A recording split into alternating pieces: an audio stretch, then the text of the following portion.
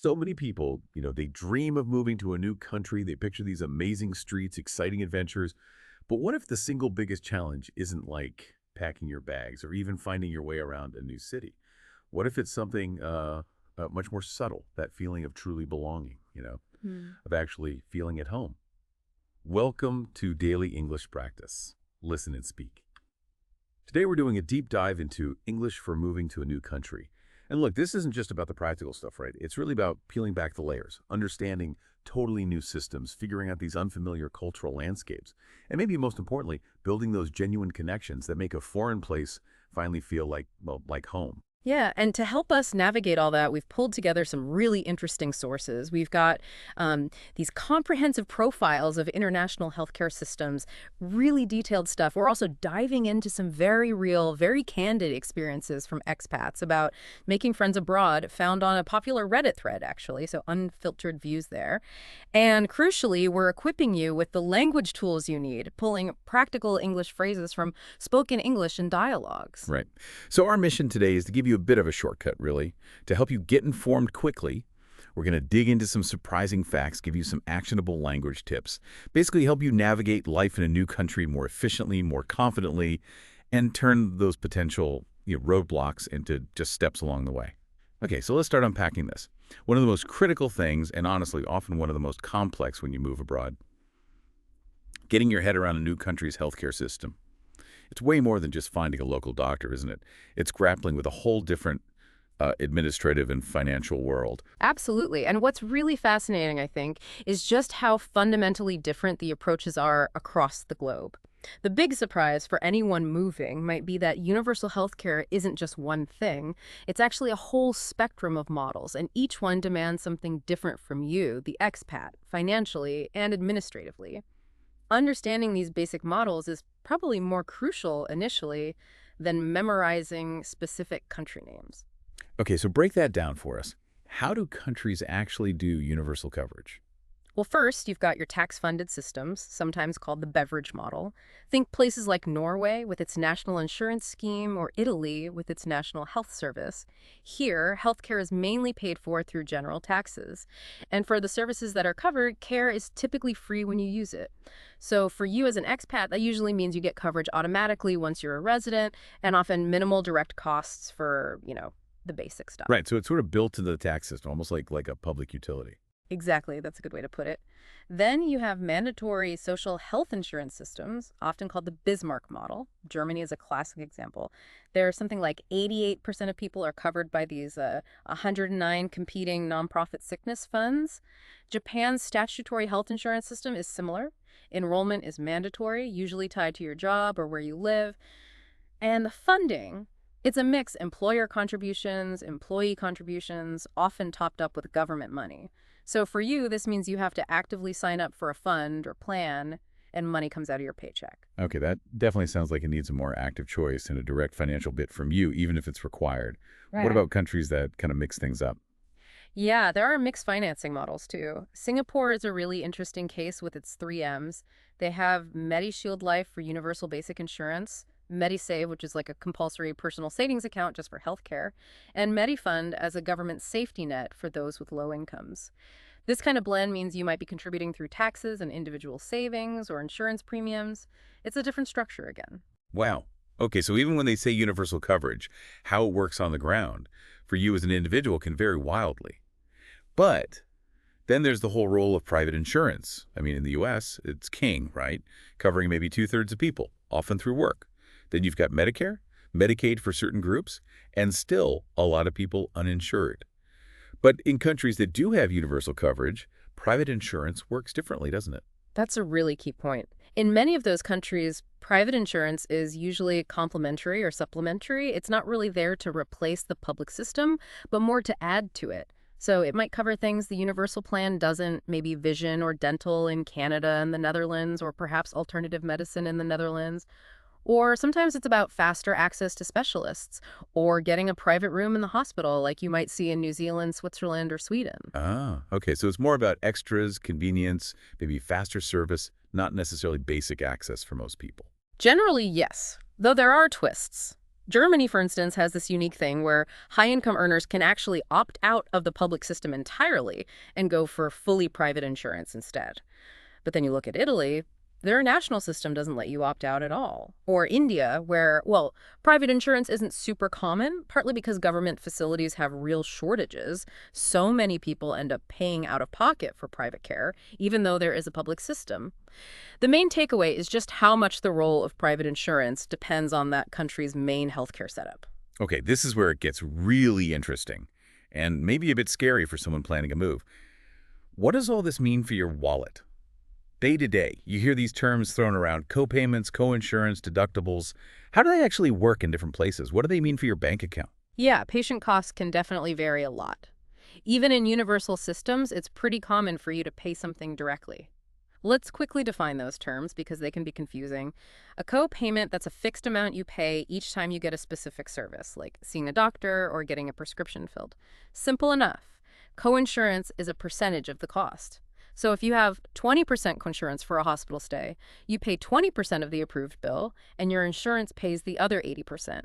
And a deductible is the amount you have to pay out of pocket first for your covered medical costs before your insurance plan starts paying anything.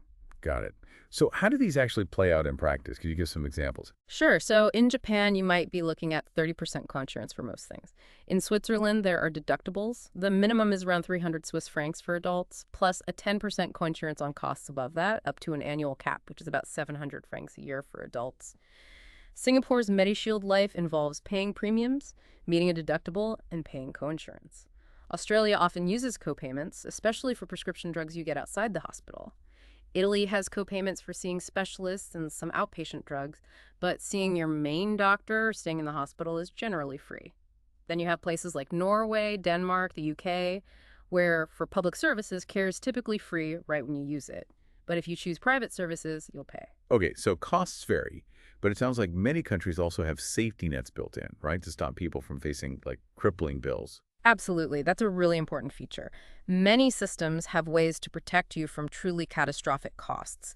Norway and Japan, for instance, have annual caps on what you have to pay out of pocket. Once you hit that limit in a year, you generally don't pay any more user fees for covered services. Taiwan has subsidies. Singapore has its MediFund for lower income groups. Canada even uses tax credits to help offset very high medical expenses. So, yes, while you might face some costs, there's often a level of financial protection designed into the system that can provide real peace of mind. Okay, understanding the money side and the structures is huge. But what about just using it day to day? Beyond knowing the theory, there's the practical side: actually talking to healthcare professionals, navigating appointments, explaining what's wrong. Language must play a massive role here. Oh, absolutely critical. It's one thing to know how the system is funded, quite another to, pick up the phone, call a doctor's office, and clearly explain what you need, especially if you're feeling unwell. Imagine you've just arrived, you feel sick, you need those basic phrases, right? I'd like to make an appointment with a GP, please. Or maybe, can I make an appointment with a dentist, please? Seems simple, but vital. Then, once you're actually there, describing your symptoms clearly is crucial. You need to be able to say things like, I have blotches all over my body, or I have a pain in my knee. Not just vague feelings. And just as important is understanding what the doctor tells you. Phrases like, I'll prescribe you a cream, or maybe something more serious like, you should go to hospital for some tests. Precise language isn't just about being polite. It's fundamental to getting the right care and staying healthy. That makes perfect sense. And it goes beyond just that immediate interaction. Our sources also touch on other healthcare aspects that vary a lot and could affect you. Mental health care, for example. It might be integrated into primary care, like in Ontario, Canada, or it could be largely separate, which you see in places like China or Germany. And in some places, like India, resources for mental health can be, well, quite limited. Long-term care for aging or chronic conditions, that's often funded and provided differently too. Germany has a specific mandatory insurance for it. The Netherlands has a dedicated long-term care act. And a common issue pretty much everywhere, from Australia to Brazil to Denmark, is geographic disparity. Getting doctors and services out to rural areas is tough. You see big differences between city and country care in places like China and Italy, too. Just knowing these broader variations helps you anticipate what might be easily available versus what might be harder to access where you land. Okay, wow. So let's say you've navigated the healthcare maze, you've got that sorted. The next big thing, and maybe more personal, is actually connecting, building a social life. Sure. You might arrive thinking, great, I'll make friends easily. Ah. But then maybe you hit a wall. And that can be surprisingly isolating, can't it? Even if you've done all the practical prep. Oh, definitely. That came up again and again in those Reddit threads we looked at. A lot of expats talk about this closed circle phenomenon. It seems particularly common in places like Sweden, Germany, and France. And the surprising thing often isn't that people are unfriendly, it's more about a cultural norm, where locals form these really tight-knit friend groups, maybe way back before high school or uni.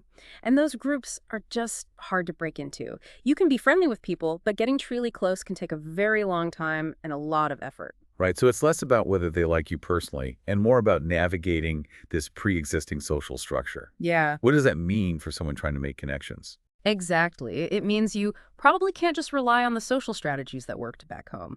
And the language barrier, that just makes it even harder. If you don't speak the local language well, you might find yourself mainly socializing with other expats, which is what many people reported in Germany and France. It just creates this natural divide, makes deeper chats or joining in local activities much tougher. And what's also really interesting is how different cultures approach socializing.